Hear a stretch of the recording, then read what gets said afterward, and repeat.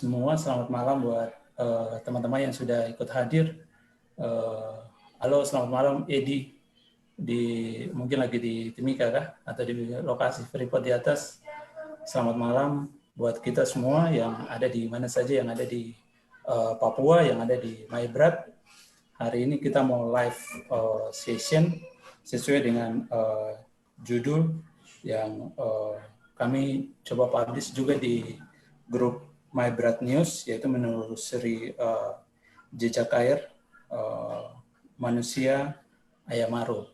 Jadi topik hari ini nanti akan dibawakan oleh orang tua kita atau bapak kita, yaitu Dr. Andos Melkias Curumles. Sebelum kita mulai, jadi sekali lagi shalom, selamat malam buat kita semua. Jadi nanti kita coba diskusi nanti langsung dipandu oleh Bapak, tadi saya sudah sebutkan tadi, Bapak Melkias Curumles, yang merupakan Raja Ayamaru yang keempat. Ini saya coba baca juga profil dari Bapak. Sebelum kegiatan diskusi kita mulai, izinkan saya untuk coba membacakan susunan kegiatan atau diskusi kita pada malam hari ini, kemudian tata tertib. Pertama nanti ada pembukaan, kemudian nanti saya coba membacakan profil dari Bapak Dr. Andos Melkias Curumles, Raja Ayamaru keempat. Kemudian penyampaian materi nanti langsung disampaikan oleh Bapak Melkias, Dr. Andos Melkias. Kemudian nanti ada diskusi atau ada teman-teman yang mau bertanya, nanti bisa langsung. Kemudian terakhir nanti ada penutup. Kemudian untuk tata tertibnya sendiri nanti saya coba mute semua teman-teman yang ikut join. Nanti hanya pembicara atau speaker utama yang akan saya unmute. Kemudian nanti kalau untuk ada sesi tanya jawab, nanti mungkin kita menunggu setelah Bapak selesai menyampaikan materinya. Kemudian ya, pertanyaan-pertanyaan mungkin ini juga saya disampaikan juga untuk waktu diskusi diharapkan untuk melambaikan tangan pada ikon kalau misalnya mau bertanya nanti dipersilakan. Kemudian pertanyaan diberikan hanya seputar sejarah Ayamaru.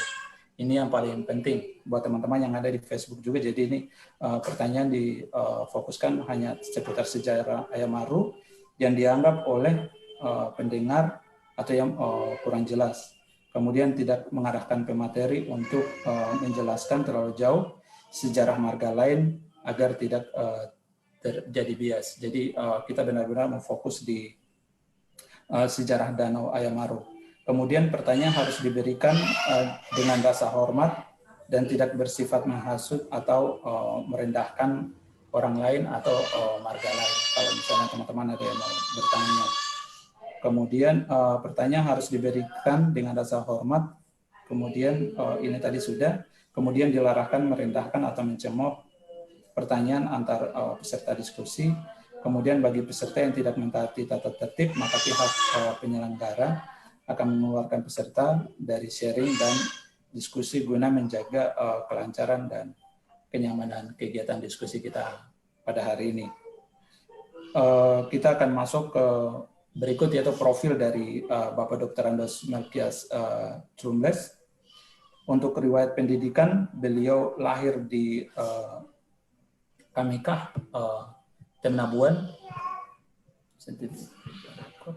Ya, beliau lahir di Kamikah, Temnabuan, Kabupaten Sorong Selatan, 5 Oktober 1948. Kemudian beliau lulus sekolah rakyat di Mekhajim Ayamaru tahun 1957. Kemudian tahun 1963 lulus sekolah sambungan JFFS angkatan ke-9. 9. Kemudian tahun 1966 1966 lulus SMP di SMP Negeri Manokwari, kemudian tahun 1969 lulus SMA di SMA Negeri 1 Sorong, kemudian tahun 1974 lulus APBDN, APDN Yoka Angkatan ketiga di Jayapura tahun 1974. Kemudian tahun 1989 beliau menyelesaikan S1 Ilmu Pemerintahan dan Politik di IIP, Institut Ilmu Pemerintahan Jakarta Selatan. Kemudian riwayat karir beliau sendiri, yaitu diangkat menjadi PNS Kabupaten Jayawijaya pada bulan Oktober tahun 1974. Kemudian tahun 1975 sampai 1984 menjadi camat di Kecamatan Kurulu, kemudian kembali ke Wamena, ditempatkan di Bapeda tahun 1989 sampai 1990. Kemudian dari 1990 sampai 1999 diangkat menjadi Kabak Kepegawaian, kemudian mendapat surat tugas tahun 1999 menjabat sebagai Sekwan DPRD Kabupaten Jayawijaya, kemudian Badan Penanaman Investasi, beliau menjabat sebagai Badan Penanaman Investasi Modal Daerah BPID Jayapura pada bagian koordinasi penanaman modal di tahun 1999 sampai 2004. Beliau juga menjabat pada bidang perizinan. Kemudian dari 2004 sampai 2006 beliau sebagai Sekda Kabupaten Pegunungan Bintang. Kemudian beliau pensiun pada 1 April 2007. Kemudian untuk penghargaan sendiri, beliau mendapat penghargaan dari Kementerian Dalam Negeri dan Papua. Kemudian di tingkat ASEAN tahun 2005, beliau mendapat sertifikat penghargaan ASEAN Professional Golden Award. Jadi ya ini luar biasa ya. Di tingkat ASEAN, Bapak Dr. Anus Melkias Cumbes ini juga mendapat penghargaan Professional Golden Award. Untuk selanjutnya saya langsung kasih waktu ke Bapak Dr. Anus Melkias Cumbes untuk menyampaikan materi kita pada malam hari ini. Silakan Bapak.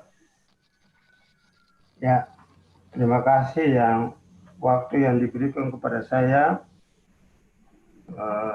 Sebelum saya menyampaikan materi ini, saya informasikan bahwa mungkin ada kekurangan sana-sini. Karena saya sudah hampir dari 7 tahun, 2007 sampai sekarang ini, saya tidak banyak seperti ini komunikasi. Saya di rumah saja. Jadi mungkin ada kekurangan sana sini, tapi nanti itu berkembang dalam berbagai pertanyaan. Pertemuan pada sore hari ini atau malam ini di Jayapura, saya anggap ini satu yang penting, dan saya sebagai generasi transisi masa, artinya dari masa lama ke masa baru ini, merasa punya kewajiban untuk menginformasikan hal-hal yang masa lampau yang banyak belum diungkapkan, tersembunyi dan rahasia. Yang sebenarnya ini hal-hal rahasia karena ini nanti masuk dalam wilayah WUN. Tapi karena itu menyangkut alam, jadi saya harus berani untuk menyampaikan hal itu sedikit. terbuka di muka umum atau di audiens ini.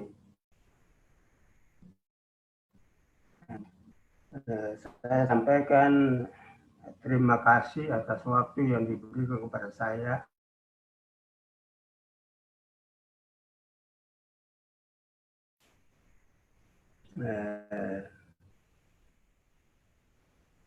Terbentuknya Danau Ayamaro atau keadaan di sekitar itu.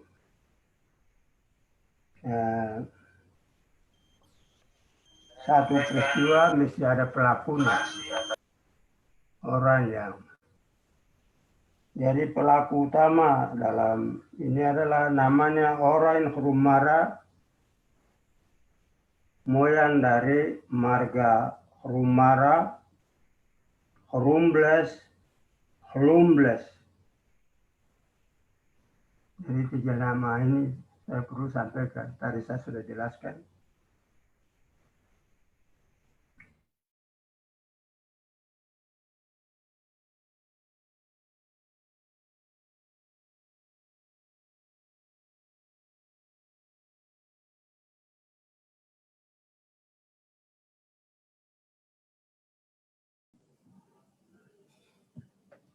Ya, jadi sebelum saya masuk ke materi, saya sampaikan bahwa Ayamaro ini memiliki spiritual vision atau visi spiritual.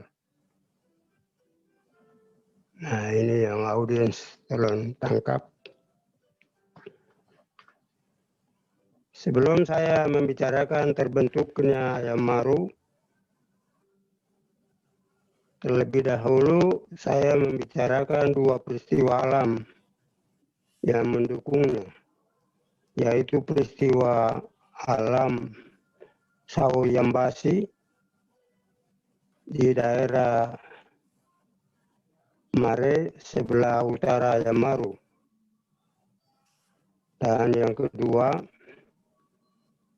peristiwa alam Muyumblai sebelah barat Ayamaro, yaitu di daerah Sawiat Imian atau Salohma. Peristiwa alam Saoyambasi di daerah Mare sebelah utara Ayamaro. Saoyambasi terbentuk karena adanya murka sang pencipta alam semesta.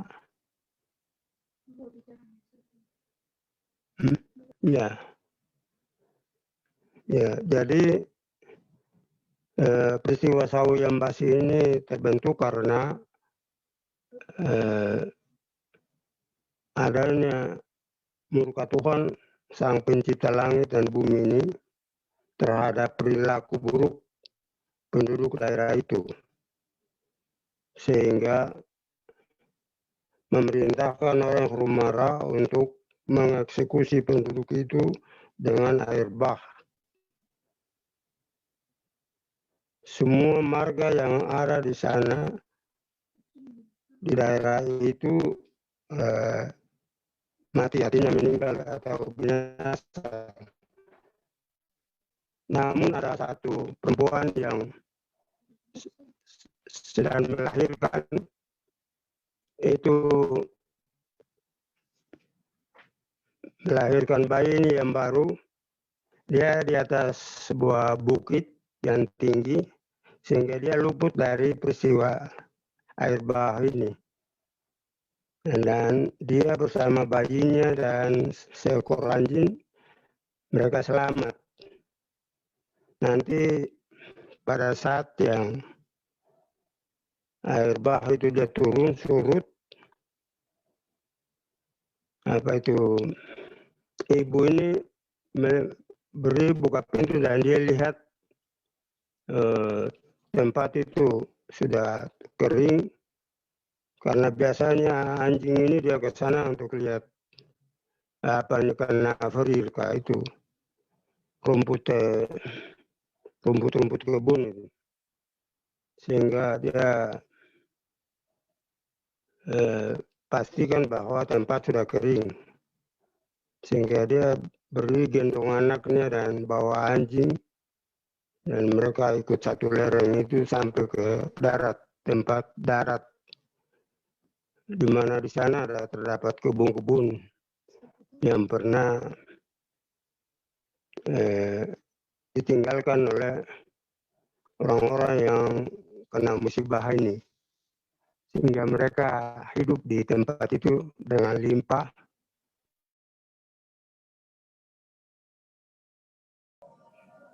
Dan anak ini makin dewasa, hingga dia menikah dengan ibunya.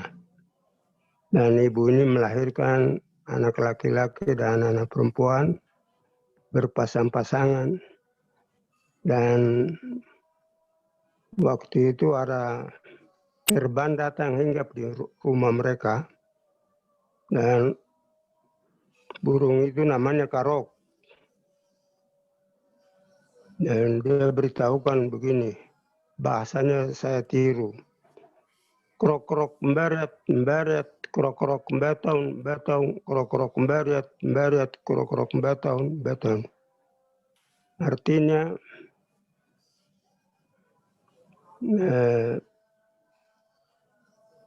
bagilah anak-anak itu laki-laki dan perempuan dan dibagikan untuk menggantikan marga-marga yang telah dimusnahkan oleh air bah itu.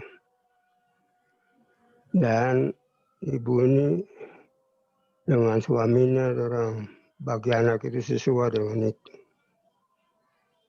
Nah, ini peristiwa yang pertama itu peristiwa Sawi Yambasi, dan saya akhiri di situ ceritanya. Dan saya masuk ke peristiwa alam yang kedua, yaitu peristiwa Muyum Blait. Muyum Blait ini berada di daerah Sawiat Timian, itu dekat daerah Kampung Kampung Neles. Itu gunung ada besar di atas. Itu sang pencipta ini membawa orang itu supaya bertemu dengan dia di sana. Jadi pertemuan ini disebut pertemuan langit dan bumi, atau biasa dipakai pertemuan Sawiat. Di sana Tuhan mengajarkan dia tentang ilmu langit dan ilmu bumi. Yang kedua, dia mengajarkan dinamika, atau saya biasa bilang mesin. Satu mesin untuk mengolah langit dan satu mesin untuk mengolah bumi. Dan hal yang ketiga, dia berikan kuasa kepada orang untuk mencabut gunung itu Gunung Blait itu. Dan dia lemparkan gunung itu ke arah selatan dan tertanam di Semogum, kampung Sauf sekarang, atau wali antara koma-koma Sauf. Dan gunung itu diberi nama Wilo dan Teles. Dan tempat yang atau sumur dari gunung yang dicabut itu mengeluarkan air meluap naik begitu dalam ketinggian yang luar biasa sehingga menimbulkan tsunami darat. Air itu dia terjang, dan kenaikan air ini disebut dalam bahasa Sawiatnya itu seyoring. Karena dia naik dan dia menerjang perahu kehidupan. Ini sebenarnya perahu kehidupan seyoring Makarek. Itu ada dua tempat di daerah Wahalis itu. Nama itu seyoring Makarek. Dari situ daerah dia terjun ke bawah ke daerah Imian, Wenselolo, itu sampai ke Wilti dan masuk ke Batu Payung sana. Dari daerah orang Salohma. Karena di situ ada kerajaan es atau orang Salohma. Sehingga banyak orang yang tewas meninggal. Dan selesai peristiwa itu, orang ini dari situ mau kembali dia mau pulang lagi ke Sawoyambasi atau ke Mare.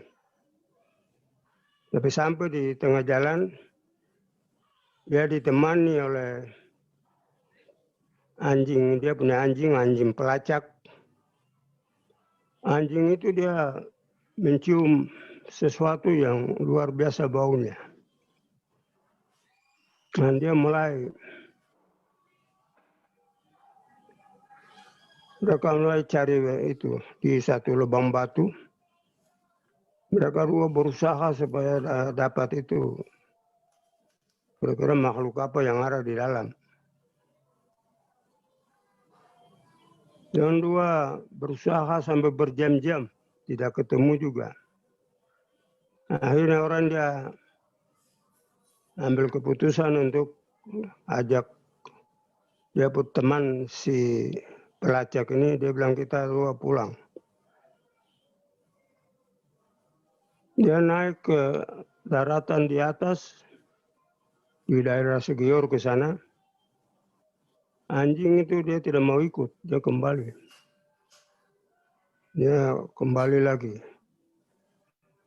Kembali paksa dia, terus dia mulai berkali-kali dan dia mulai angkat anjing itu dan dia gendong. Dia gendong sampai ke daerah Rawas di sana. Karena dia capek, dia lepas anjing itu kembali. Wah, anjing itu lari kembali lagi ke tempat yang tadi. Baru dia karena terlalu sayang sama anjingnya, dia turun kembali. Walaupun berkilo-kilo, artinya puluhan kilo yang di jalan, dia harus kembali lagi. Karena anjing itu. Akhirnya dia potong satu kayu, namanya mekap. Itu dia cincang, baru dia mulai gali itu tempat itu. Sebelum itu dia istilahnya membaca itu. Dia katakan begini, kalau engkau makhluk hidup keluar dan nyatakan diri. Setelah dia ngomong seperti itu, dia tikam sebelah, dia tikam 4 sudut. Nah, akhirnya air itu, kepala air itu keluar. Dari kepala air itu seperti musang atau arah. Dan dia hitam kebiruan. Karena hitam kebiruan, dia keluar hingga diberi nama Surusave atau Aves. Dan begitu kepala air itu dia mengalir jalan, air mulai meluap naik deras, dahsyat. Akhirnya membuat dia dengan anjing lari sisi sebelah selatan, sedangkan arah ini ataupun Surusave atau Aves dia lari sebelah kiri, sebelah utara. Dan dia berjuang mengatasi itu. Ya karena dia orang Gun, jadi dia berjuang untuk mengatasi itu. Tidak bisa. Sampai naik, sampai di tempat itu nama Sesuahum. Itu dia pakai batu itu dan dia taruh batas bahwa kalau kau mau naik hanya batas sampai di sini, jangan naik ke atas, nanti menyusahkan orang. Tapi air itu begitu deras, pohon-pohon segala macam yang ada di situ tertumbang semua. Sampai di batasan yang sekarang ada daerah Kampung Seta, itu daerah itu ada batu, jajaran batu di situ yang sekarang orang bilang semtu.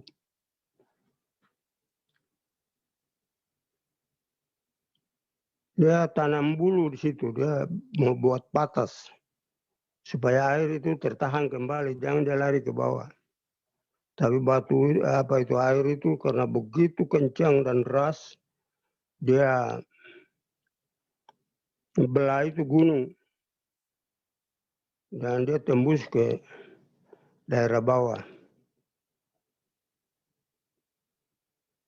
Nah, baru membentuk danau yang di bawah.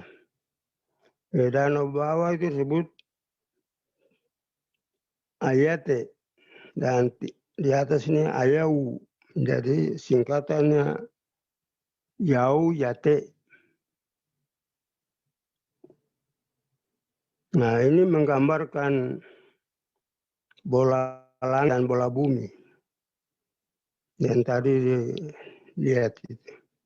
Jadi pertemuan antara bola langit dengan bola bumi. Jadi rahasia yang tadi saya sudah sampaikan itu. Dan di situ dia tidak jadi untuk dengan si pelacak ini dan dua ke daerah Mare, tapi akhirnya mereka dua tertahan di situ. Mereka tinggal di satu tempat dekat Kampung Nafas, sekarang nama Sfarurumi. Mereka dua tinggal di situ sampai 4 hari kemudian baru mereka kembali lagi pantau ke darat, ke air yang tadi itu. Dia lihat, wah, lautan besar.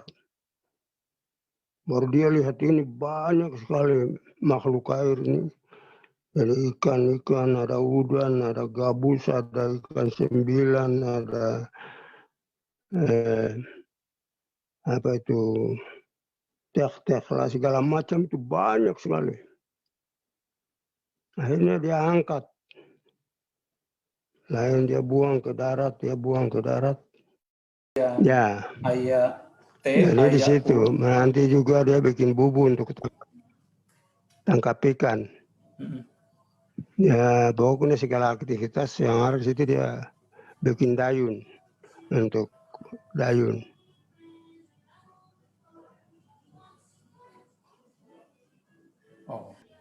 Jadi saya pikir mengenai 3 peristiwa yang saya sampaikan ini itu sampai di sini.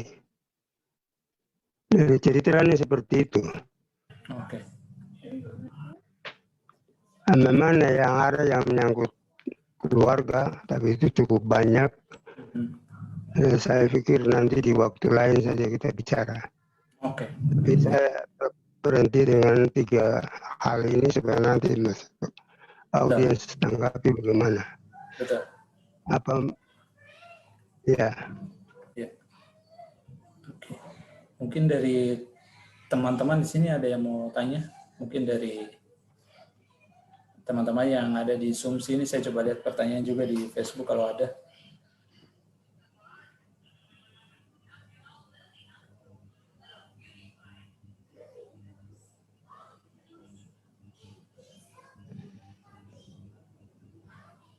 Oh, sepertinya di Facebook juga tidak ada, tapi lumayan juga yang lihat ikutin.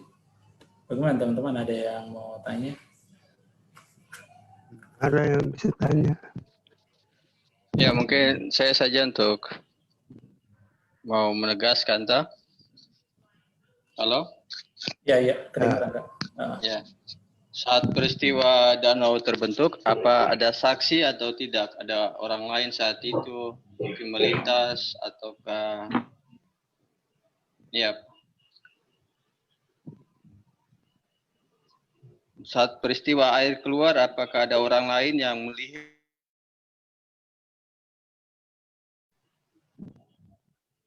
Saat danau terbentuk itu, apa ada orang lain yang turun melihat selain Orain?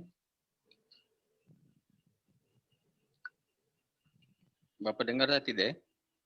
Saya dengar. Iya. Jadi saya jawab. Iya, Saya Bapak jawab. jawab. Iya, artinya Ah. menegaskan apakah ada saksi atau tidak begitu. Pemantauan selama 7 hari dia di situ, tidak ada sesuatu, artinya ada orang atau ada apapun datang bicara itu ya. Karena memang daerah itu kosong, daerah itu rimba raya. Dan dulu di situ kolam-kolam biru. Jadi antara satu kolam dan kolam yang lain itu tidak nyambung. Nanti dia gali ini baru dia air itu dia isi kolam-kolam itu baru dia naik menjadi danau itu. Jadi menjadi danau. Dan dulu dia sendiri tidak kasih nama air itu. Jadi nanti belakangan baru, terutama waktu pemerintah Belanda tahun 1915 dengan adanya patroli militer dan lain-lain ke daerah itu baru mereka tanya, itu apa? Terus mereka jawab dalam bahasa Aja, maru ayam konteu, marung konteu. Jadi akhirnya dipakai dua kata itu, ayah dengan maru digabung dari satu jadi ayam maru. Jadi peristiwa terjadi ini saya pikir tidak ada orang di situ. Kalau ada orang pasti ada perkara, ada hal yang artinya bisa di dalam cerita itu ada.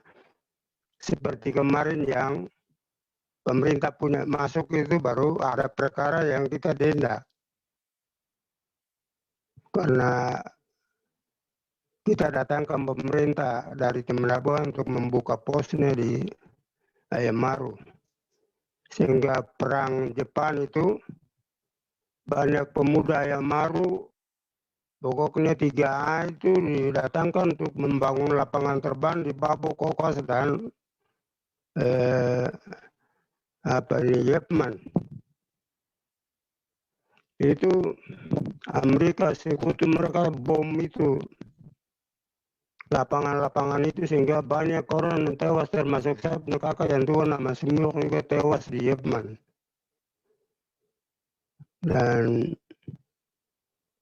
sehingga di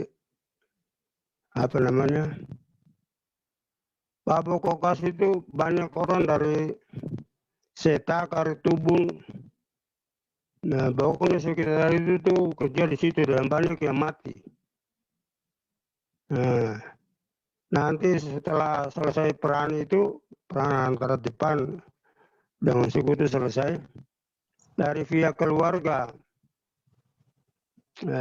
Seta dan ini tuntut Bapak karena Sair Tuan. Jadi bahwa pemerintah masuk di situ dan menyebabkan mereka mati. Jadi kita denda itu. Bapak denda Senawiji, nah, dan Nyerumberi itu Raja Ramuni Velebru karena kita kasih jabatan sama dia. Sehingga dia harus bertanggung jawab di situ juga. Dan itu ada. Tapi mengenai ini tidak ada. Kalau ada pasti ada tuntutan yang disebut hukum isti itu. Nah, hukum isti yang tadi saya bilang mulai dari situlah baru orang kenal dengan hukum isti itu. Sebab akibat. Hukum sebab akibat. Itu tahun 42 sampai 45 ke atas perang dunia kedua. Saya pikir itu yang saya jawab. Jadi saya tegaskan bahwa tidak ada saksi atau orang yang dirugikan. Mungkin ada, tapi karena waktu itu hal yang dalam hutang rimba itu siapa yang tahu. Nah, seperti itu. Terima kasih. Ya, ada teman-teman lagi yang mau bertanya? Kalau tidak ada, saya mau bertanya Bapak. Ya. Kita tertarik dengan cerita tadi pertama yang ada ibu dengan dia punya anak pas air bah itu terus dia naik, terus dia sama dia punya anak selamat, terus habis itu burung kontef datang, terus kasih suara, terus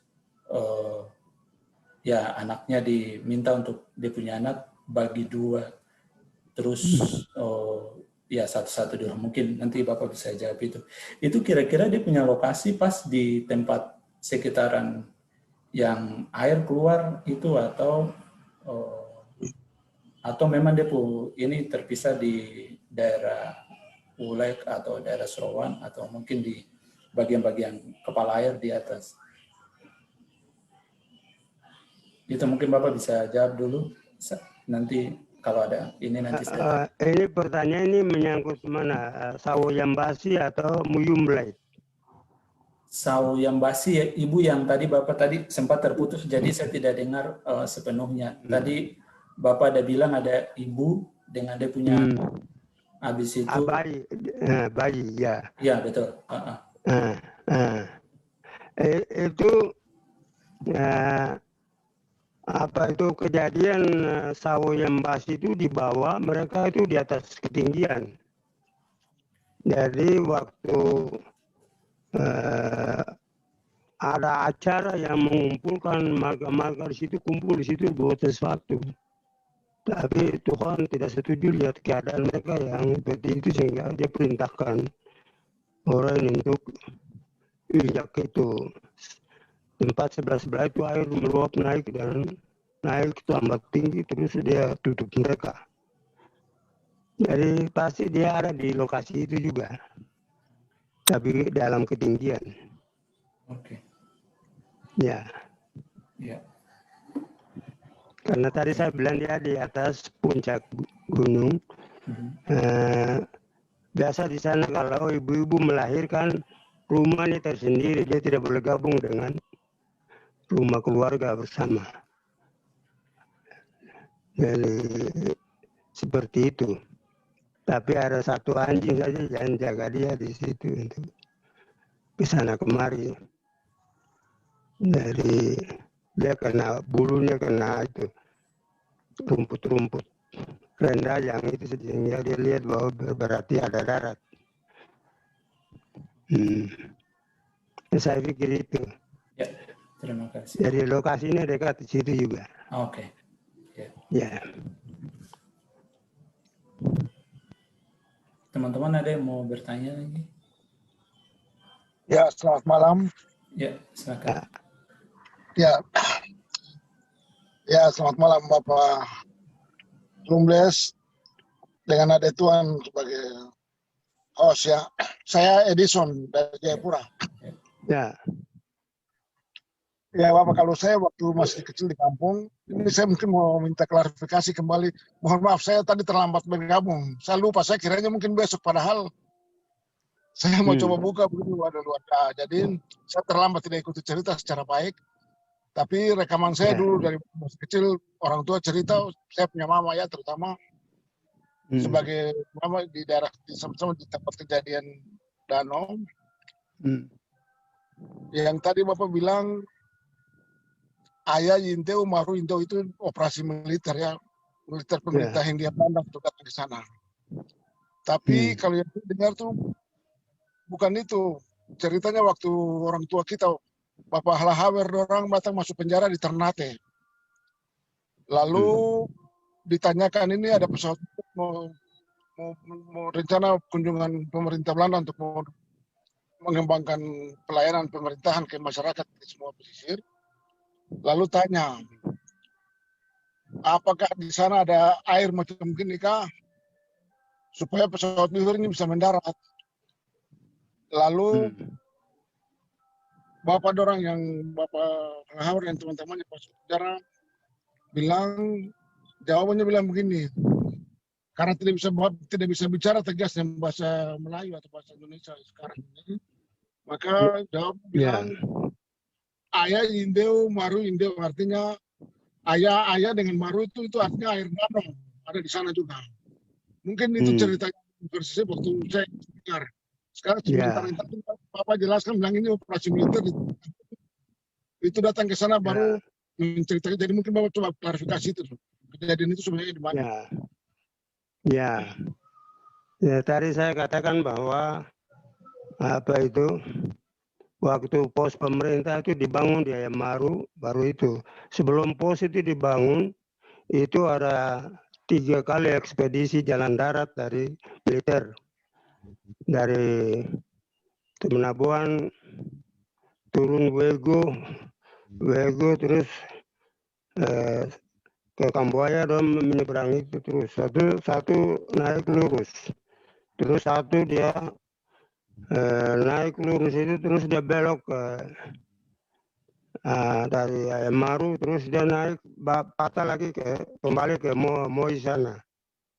Terus satu dia itu terus berjalan sampai ke daerah Sansapor sana. Itu militer itu lebih duluan. Nanti mereka itu yang nanti berikan jabatan kapitan dan mayor itu kepada pemimpin atau kepala kampung atau tokoh atau kepala suku di situ. Hingga di Ayamaru itu penuh dengan kapitan dan jabatan militer, pangkat-pangkat militer itu, seperti Mayor Kambu,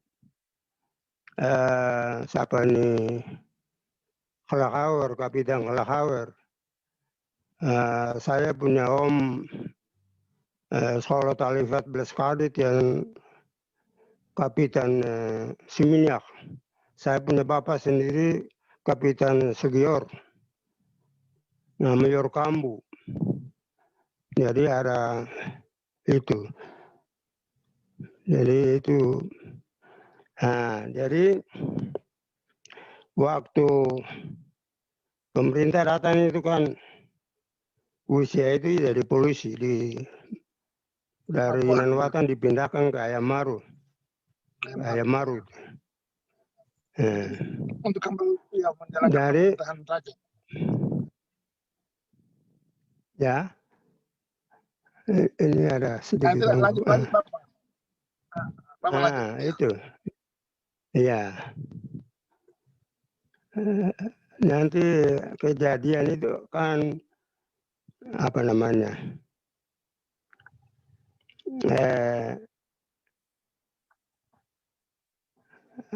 pemerintah waktu buka pos itu baru itu pertanyaan itu. Karena waktu Krondaif ataupun Catalina dia turun dari Ayamaru itu usaha dari usia dulu jadi polisi, anggota polisi. Orang-orang Ayamaru ataupun Soviet yang perkara selama pembunuhan dan lain-lain itu semua masuk bui di Nanwatan. Jadi di Nanwatan itu nanti prosesnya di Nanwatan dulu, baru yang berat itu yang dikirim ke Ternate, baru dari Ternate langsung ke Jawa sana. Sedangkan yang ringan itu bisa dikembalikan. Itu informasi baru ditahan di Nanwatan. Dari Nanwatan. Karena orang Ayamaru itu tidak banyak makan papeda, mereka muntah-muntah di penjara. Dari saya punya kakak usia ini, dia minta sama Pak Hen supaya Beaver itu dibawa turun dari Ayamaru supaya orang-orang yang suami istri atau orang-orang yang punya orang masuk bui di sana itu masukkan keladi dan lain-lain di situ, baru nanti dia muat dari situ bawa untuk drop di sana sudah makan, karena mereka tidak bisa makan pepeda. Oh ya, bagus ya. Seperti itu. Ya, termasuk sampai pada jembatan Stafan itu dibongkar untuk dibikin nanti beaver dia mendarat di situ. Tapi Catalina tidak bisa mendarat karena dia bukan pakai yang seman itu, tapi dia pakai yang roda. Jadi dia berapu di bui-bui di ujung sana. Dekat apa itu, satu musyok itu. Nanti orang pakai rakit baru ke situ. Ya, saya pikir itu. Dari memang kata yang tadi saya katakan, saya punya kakak ini Wisjani yang bilang ke saya bahwa waktu pemerintah itu datang untuk tanya hal ini, dia bilang, orang bilang ayam konteu, maru konteu. Jadi akhirnya dia gabung dua kata itu menjadi ayam maru. Nah, itu yang Kalau tadi saya arti harafiahnya dari ayam maru itu kan ini sering bias untuk suku-suku lain menyebut kita ini bilang ayam. Ini kan sebenarnya bukan ayam yang ternak ayam, bukan kan? Yang benarnya itu adalah ayah dengan maru. Ayah itu air dan maru. Air dari atas. Dari maru itu bukan danau. Dia tidak bisa diterjemahkan sebagai danau, tidak. Ayah maru. Ayah maru, air dari atas. Dari atas mana? Dari sawiat. Sawiat itu apa? Langit. Iya.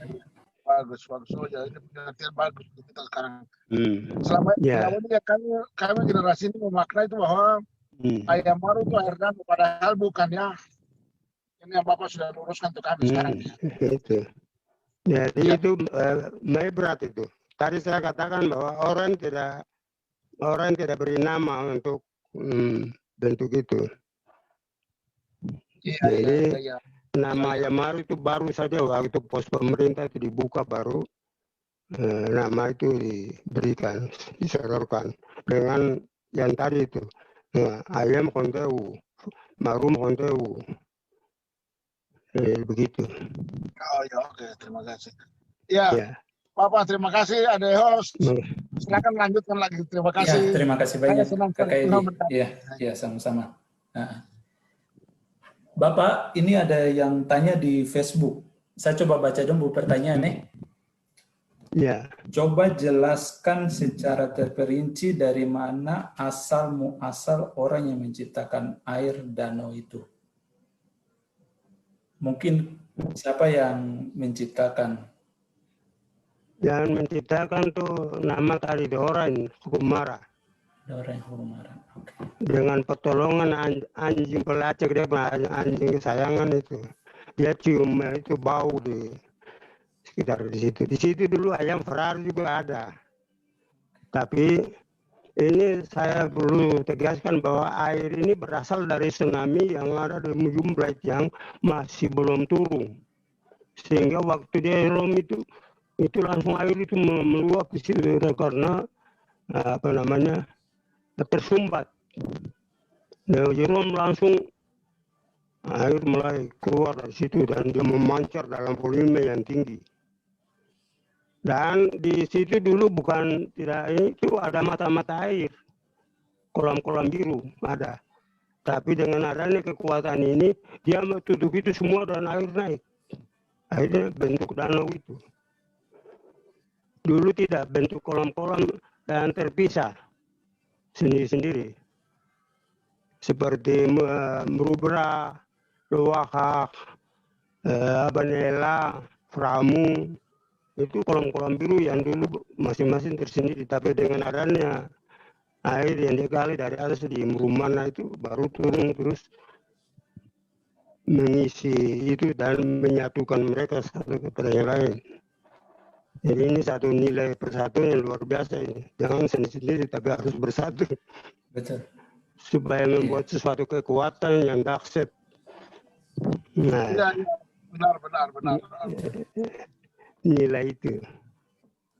Nah, oke. Terima kasih Bapak. Ada yang mau tanya lagi sebelum saya tanya?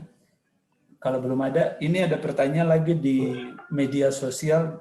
Dong tanya bila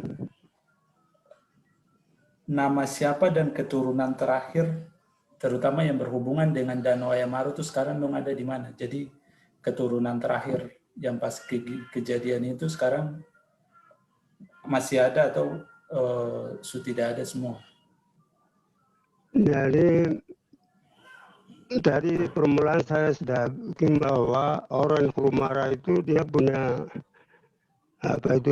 turunan itu ada. Jadi dia hanya sendiri yang pakai Kurumara, sedangkan kita generasi penerusnya, nah, karena gabung dan bless, jadi Kurumbles.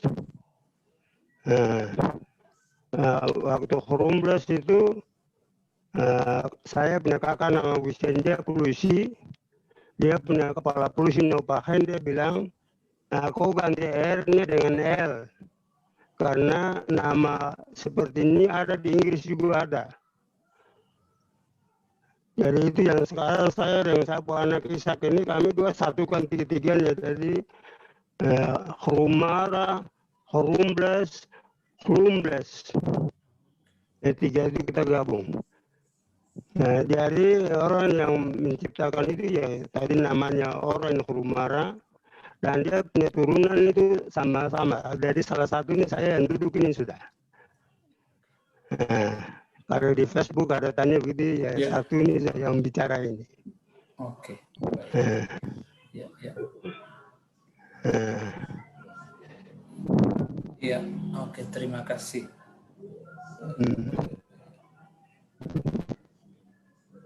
Itu pertanyaan semua sudah dari yang Facebook, saya sudah coba baca. Ini ada yang bilang bagus kalau Tom bikin dalam sebuah buku. Saya juga setuju, mungkin Pemda Maibrat kalau ada yang ikut, mungkin ini sesuatu yang kita coba pikirkan bersama. Ada yang mau tanya lagi? Oh ya, ada atau teman Karok mau tanya, silakan. Unmute baru coba tanya.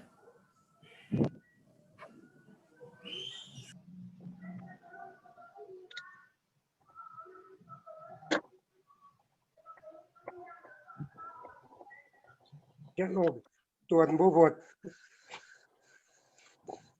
Terima kasih sudah kasih tahu kami puja ini. Tuhan berkati Bapak. Saya Freddy Hosio, Bapak almarhum Cornelius Hosio di Timika. 83 di sini, Bapak saya itu yang identik dengan nama Karok. Yang kedua, saya nenek mabuk dari Seta.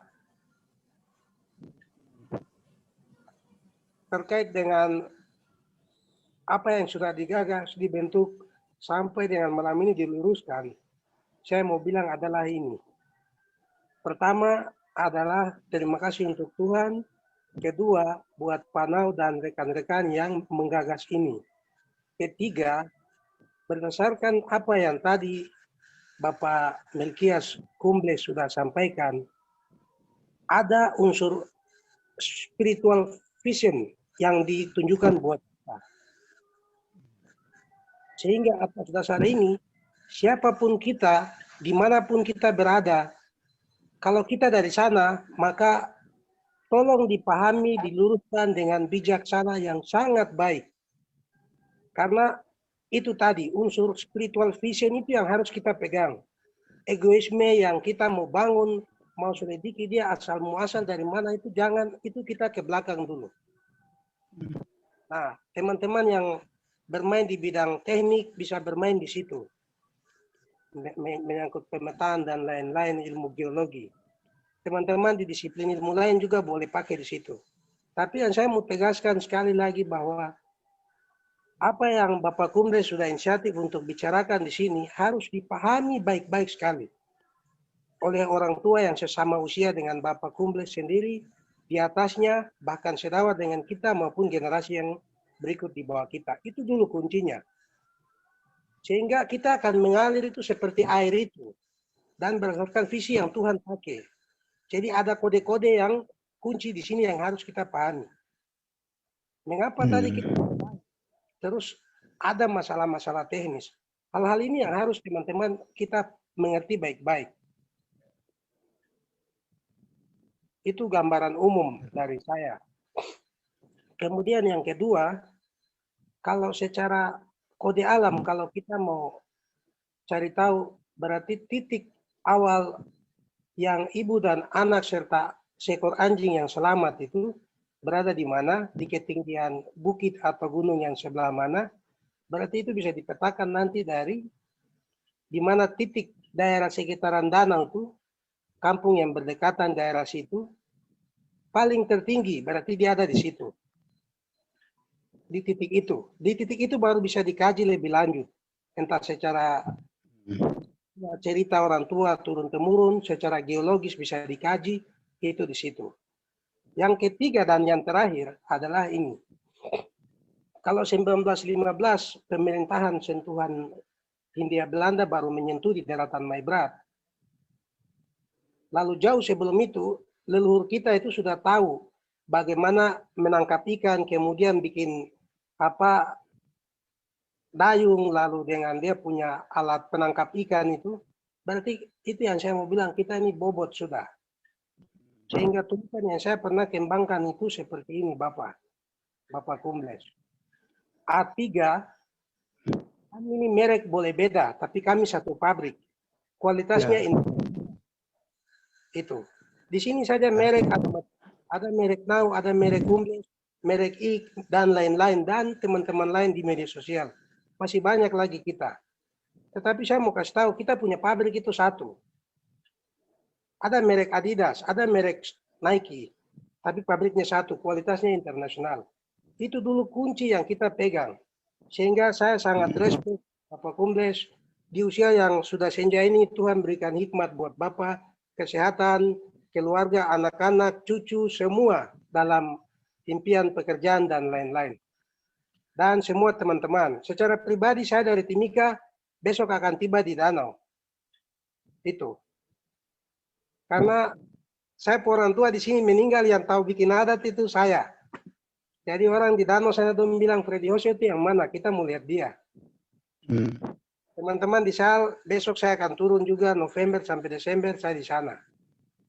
Mungkin demikian Pak Nau sebagai host. Terima kasih banyak. Terima kasih. Buat teman-teman semua. Ya. Terima kasih. Ya.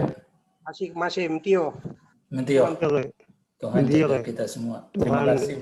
Asik masih. Asik masih. Iya betul. Asik masih. Ya. Terima kasih luar biasa untuk penyampaiannya dan 3 poin tadi. Luar biasa.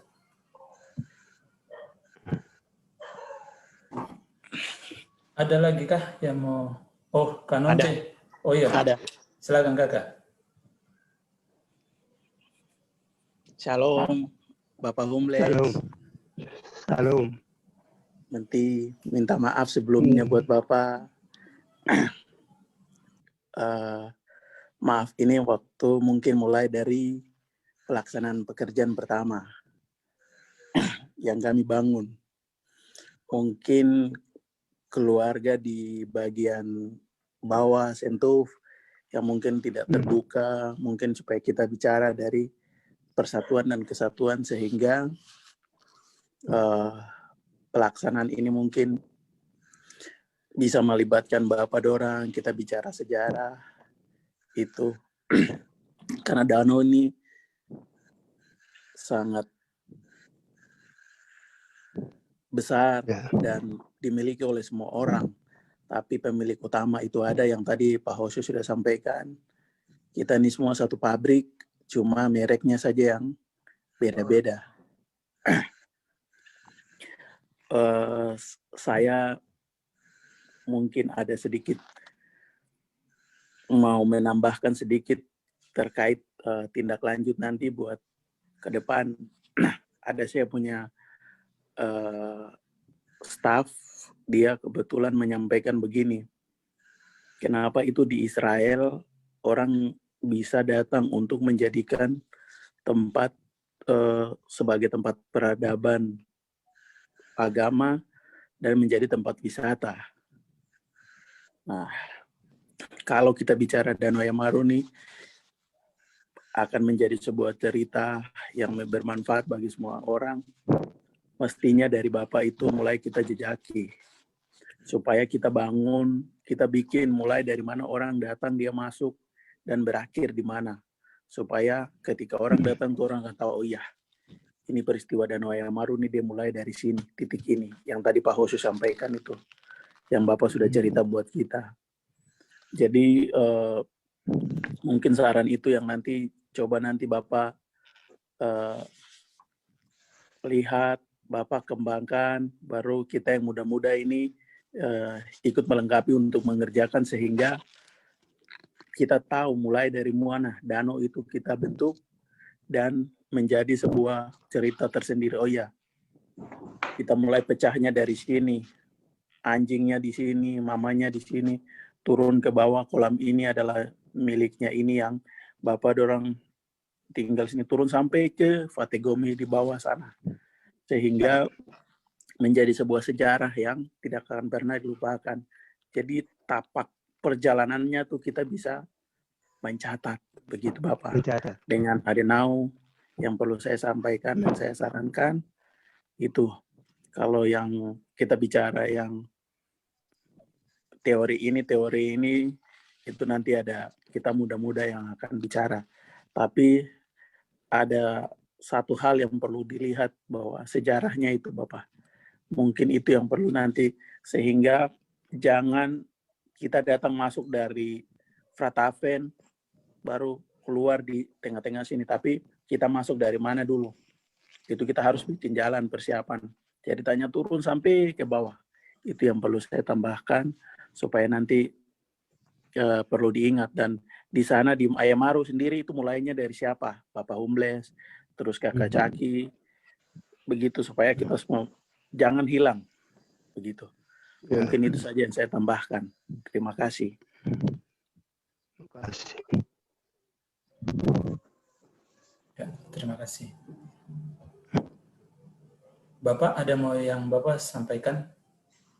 Ya, artinya saya sudah gagaskan satu judul apa itu, nanti sama-sama dengan Ishak kalau susun itu. Nanti saya bikin poin-poinnya saja baru. Dari Ayamaru dalam lingkaran hikmat angka 8. Ini saya ada gagaskan satu judul seperti itu, yaitu pertemuan langit dan bumi. Nah, itu yang tadi saya singgung tentang Yau dan Jate itu membentuk angka 8. Itu menggambarkan atau simbol dari pertemuan langit dan bumi, pertemuan Raja Langit dan Raja Bumi. Dan dia berikan ilmu langit, ilmu bumi, dua mesin. Satu untuk mengolah langit, satu untuk mengolah bumi. Nah, ini. Jadi mesin ini bicara dinamika. Dari orang di kepala burung itu, khususnya kita punya orang itu dinamika itu double garden, 2 kali lipat. 2 kali lipat. Jadi kita lihat fenomena apa saja, fenomena politika, sosial kah, alam kah, apa kita cepat sekali tangkap. Fenomena apa saja. Karena double garden tadi, 2 mesin tadi. Satu untuk mengolah langit, satu untuk ke atas, dan satu untuk ke bawah, ke bumi yang kita materi ini. Ya.